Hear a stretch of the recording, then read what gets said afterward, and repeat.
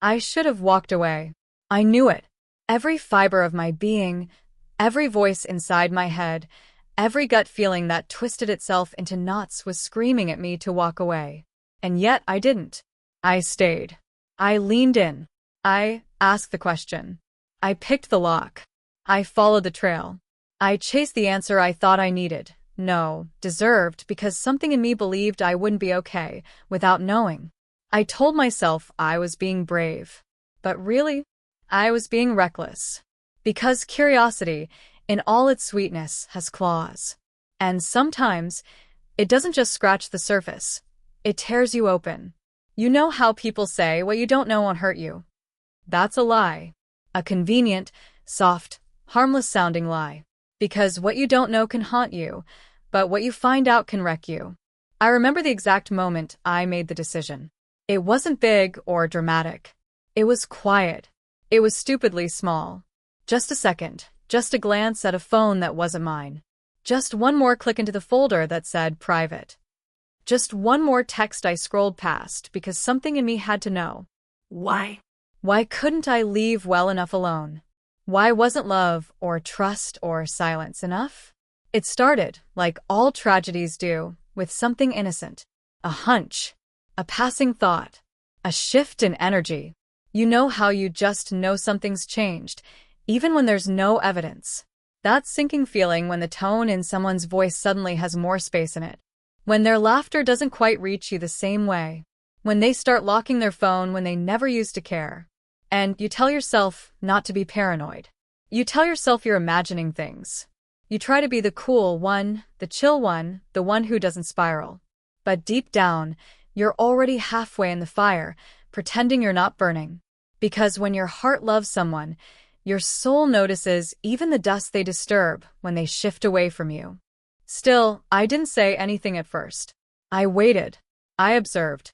I built a case in my mind, piece by piece, like a detective, half heartbroken, half desperate, all tangled up in a kind of pain I didn't know how to name. That pain when you're not sure what's real and what's imagined, when the person you trust most becomes a question mark you can't solve. I should have walked away right then. Not away from them, but away from the obsession. The hunt. The need to know at all costs. I should have held my heart close and said, I don't need proof to protect myself. My peace matters more than my pride. But I didn't. Instead, I followed the whispers. I let my curiosity sink its teeth in. I thought I was preparing myself. I thought if I dug deep enough, I could be ready for whatever truth came out. But here's the thing no one tells you. Nothing prepares you for betrayal. Not even proof. Not even having the answers laid out in perfect detail, in black and white. There's no safe way to fall apart. I still remember what I found. The messages. The photos. The timestamps. The way my breath left my body like it had been punched out of me. It wasn't just the words, it was the intimacy. The familiarity. The things I thought were ours said to someone else. Given to someone else. Shared like they were disposable. And yet, part of me was still trying to make it make sense. Still wondering if I'd misunderstood. Still bargaining with myself, like, maybe it wasn't that bad. Maybe I'm overreacting. Because it's easier to question your sanity than accept that someone you love chose to hurt you. That's what curiosity does. It doesn't just uncover the truth. It unravels you. And I should have walked away. I should have walked away before I begged for answers I wasn't ready to hear. Before I handed over my dignity in exchange for explanations that were never going to satisfy me. Before I sat across from someone I loved and listened to them say, I didn't mean for it to happen, while my heart screamed, but you let it. You let it. You don't accidentally destroy someone. That takes choice. Repeated choice. I remember thinking, maybe I could forgive this. And maybe I could have. Maybe I would have, if it had just been a one-time mistake. But it wasn't. It was calculated. It was ongoing. It was hidden in broad daylight, wrapped in the comfort of my trust. And still, I stayed longer than I should have, thinking maybe I could fix it. Maybe I wasn't enough before, but if I tried harder, loved harder, stayed softer, maybe that would change. God, the stories we tell ourselves to avoid the truth. I wish I could say that walking away came with some great epiphany, that I woke up one day strong and unshakable. But the truth is I left in pieces. I walked away while still loving them, still questioning myself, still wondering if I'd been too much or not enough. That's the part people don't talk about. How walking away doesn't always feel like empowerment. Sometimes it feels like failure, like surrender. But sometimes surrender is survival. And I did survive. Barely, at first. There were days I didn't recognize myself. Days when getting out of bed felt like a mountain I didn't want to climb.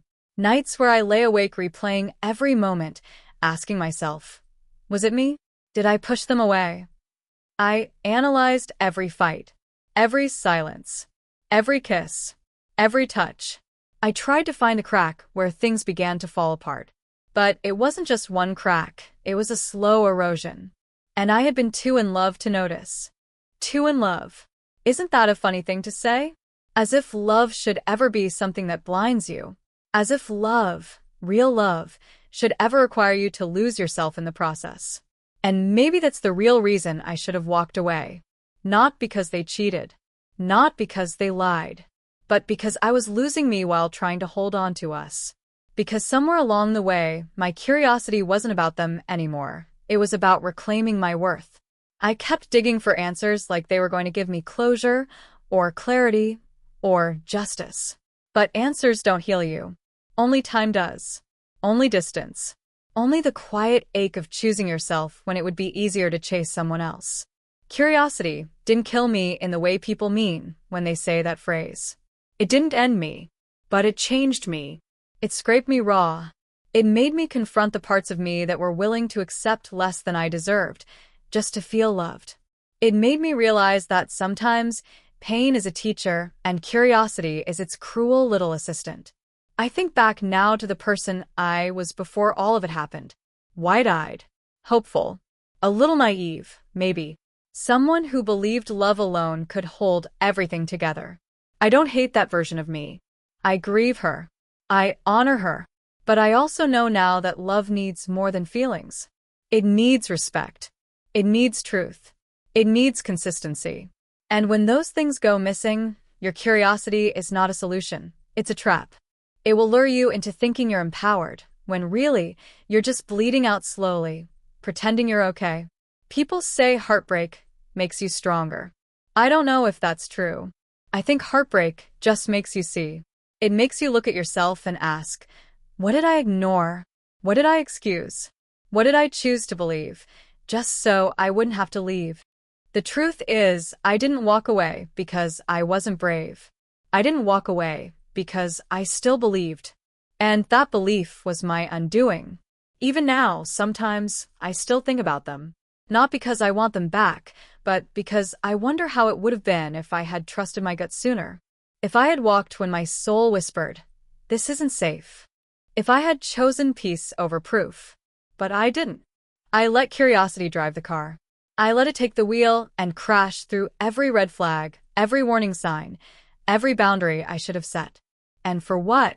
To say, I was right? To have the satisfaction of knowing I wasn't crazy? It wasn't worth it. No truth is worth your self-worth. No answer is worth the spiral that comes after. If I could go back, I'd still want to know.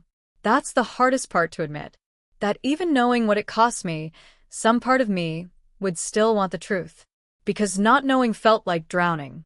And knowing, well, at least that let me swim to shore, even if I arrived broken.